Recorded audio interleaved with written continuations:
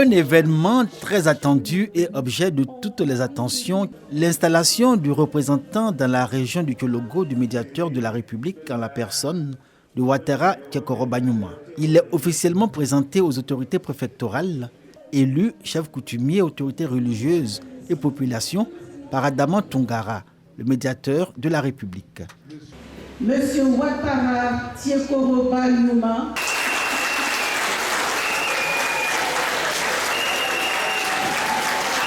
dans sa fonction de médiateur délégué en charge de la région du Tchologo et au regard de ses qualités, Ouattara Kekorobanyuma bénéficie de toute la confiance de l'institution. Excellence, Monsieur le médiateur de la République, je ne faillirai pas à cet engagement jusqu'au dernier souffle de ma vie.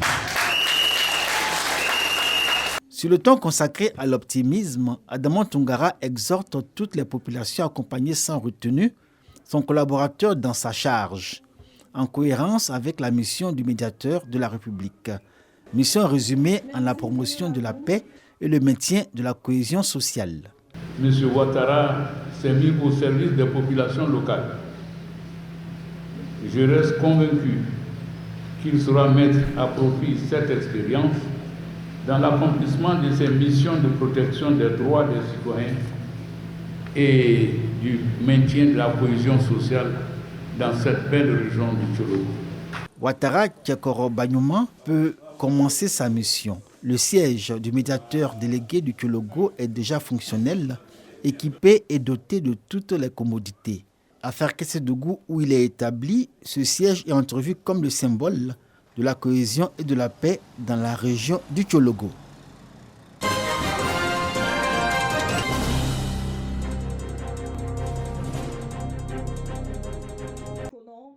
Don de 20 000 kits scolaires du président du conseil régional de Béké à la fondation Koliadjo pour cette rentrée scolaire 2023-2024.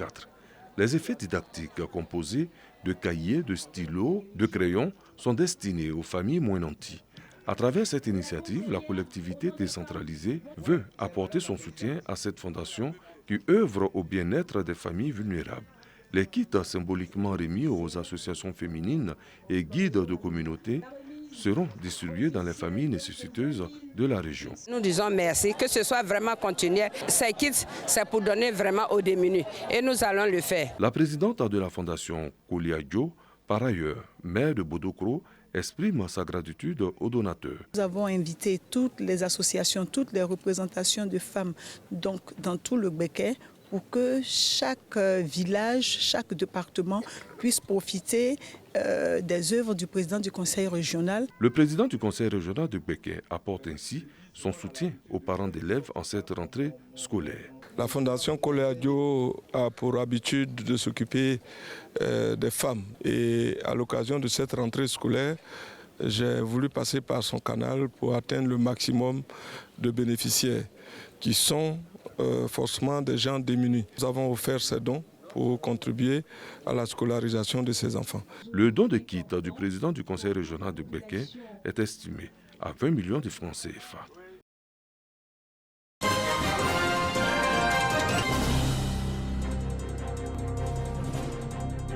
Dernier acte d'un processus qui a commencé avec l'installation des organes de direction et la présentation officielle des conseillers régionaux ainsi que des 4 vice-présidents, la remise des charges à celui qui va diriger la région d'Unzi durant la période 2023-2028. Président du conseil régional d'Unzi, encore une fois mes félicitations et je vous remets ce document pour vous dire merci encore une fois et bonne mission.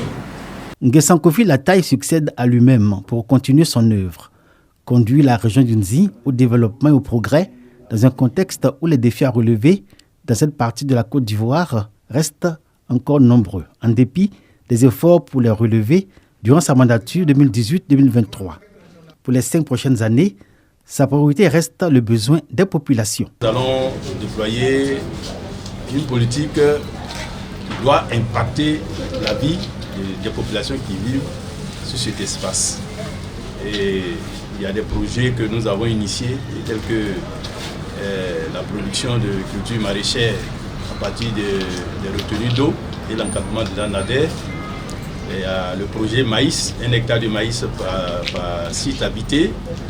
Et puis il y a le projet de fonds de promotion de la jeunesse et des femmes.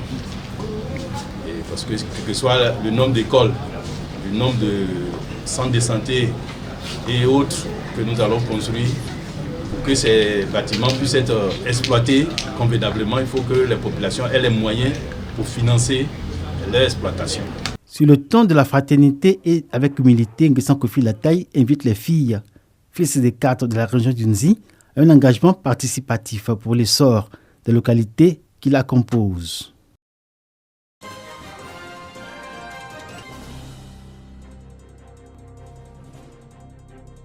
Échange de dossiers entre Louis Kwaku Abonois, maire fraîchement élu, et Yao Séraphin, maire sortant de la commune de Bobo, région de Gbeke.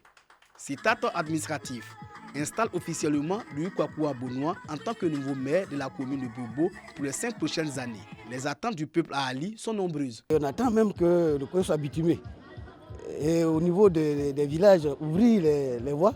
Bon, maintenant, au plan du marché, nous attendons que d'autres marchés secondaires soient créés dans des quartiers. Nos écoles n'ont pas de toiture, les maîtres n'ont pas de logement, l'électricité, il y a plein de villages au centre-ville ici qui n'ont pas d'électricité. Donc vraiment, nous attendons beaucoup du nouveau maire. Devant les chefs des villages, les présidents de jeunes et de femmes, dans une ambiance fraternelle, le maire sortant s'engage à soutenir la nouvelle équipe. Un seul objectif, le développement de Bobo. Mon travail à moi, c'est de faire en sorte que tout le monde, la population, les conseillers soient mobilisés autour du maire qui a été désigné. Ce que nous pouvons espérer maintenant, c'est que place au travail et que le maire et sa nouvelle équipe puissent déployer sa vision et ses activités au profit de Bobo. 4 pôles de développement pour 12 chantiers. C'est cette boussole qui guidera le nouveau maire. Je m'emploierai avec mon équipe à implémenter un plan stratégique quinquennal 2023-2028 qui s'attellera, n'est-ce pas, à travailler sur le développement social, économique, environnemental et culturel de Bobo. Une visite guidée des locaux a précédé la cérémonie de passation de charge. Louis Kwaku Abonois veut donner fier à lui, à la mairie, à travers une réhabilitation complète.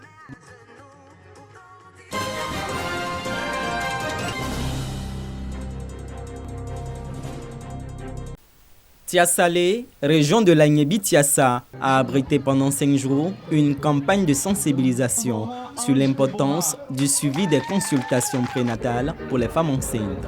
Une initiative de l'Association ivoirienne pour le bien-être familial, AIBF, qui vise à réduire le taux de mortalité maternelle et les maladies liées à l'accouchement. Nous voulons donc encourager toutes les femmes à utiliser les services de santé depuis l'arrêt des menstrues, donc les grossesses, et qu'elles fassent leur consultation prénatale et qu'elles accouchent à l'hôpital. Et après ça aussi, faire les vaccins des enfants. L'AIBF a distribué au cours de cette campagne des kits de maternité à 200 femmes, toutes mères de nouveau-nés, qui ont suivi les étapes de la consultation prénatale et qui ont accouché dans les centres de santé. Nous les exhortons toujours à fréquenter les centres de santé pour pouvoir réduire les décès maternels en milieu hospitalier. Nous leur demandons de toujours fréquenter les centres, de toujours faire les vaccins des enfants et que cela, ça concourt au bien de la famille. En 2022, la Côte d'Ivoire a enregistré 385 décès pour 100 000 naissances et près de 200 cas de fistules vaginales enregistrés chaque année. Les populations sont donc appelées à respecter les consignes de santé pour leur éradication.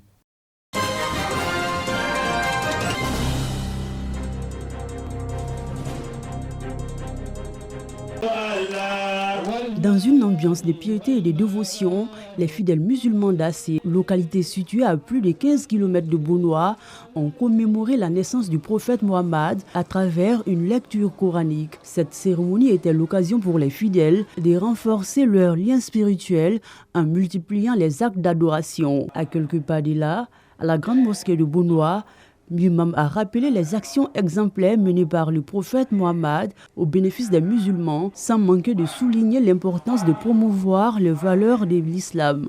Toujours dans la région du Sud Comoé, à Grand Bassam, non loin de la mosquée principale, autour de l'imam Ibrahim Ndiaye, tous ont uni leur voix pour glorifier Dieu à travers des prières et des bénédictions à l'endroit du prophète Mohammed. La nuit du Maoulid représente tout pour nous. C'est par l'arrivée du prophète que l'homme a pu s'en sortir dans la vie. C'est grâce au prophète sallallahu alayhi wa sallam que la femme a pu avoir la place qu'elle doit avoir. Il faut que son âme sente que nous autres, nous prions pour le repos de son âme, comme Allah nous-mêmes Allah nous demande. Et on continue à prier pour lui. Cette nuit a revêtu un caractère charitable pour certains fidèles qui ont saisi cette opportunité pour accomplir des actes de bienfaisance. On a fait des dons en nature et en numérique. C'est très important parce que c'est une nuit assez importante pour les musulmans. Sur l'esplanade de la mosquée Fatima Zahra, l'imam Moussa Dramé a sensibilisé la jeunesse au comportement vertueux et aux enseignements de l'islam. Nous avons enseigné à nos fidèles la biographie du prophète Mohammed sallallahu alayhi wa sallam. Il faudra que les jeunes comprennent qu'ils viennent des parents.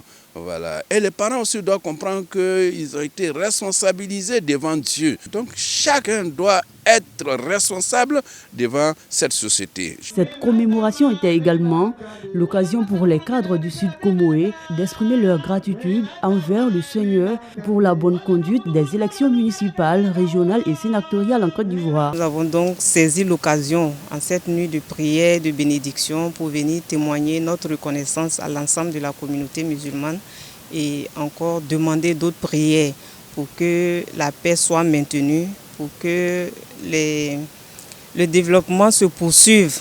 La nuit du Maouloud demeure une nuit où les musulmans convergent vers les lieux de culte pour manifester leur amour envers leur prophète à travers des prières, des actes d'adoration et des cantiques.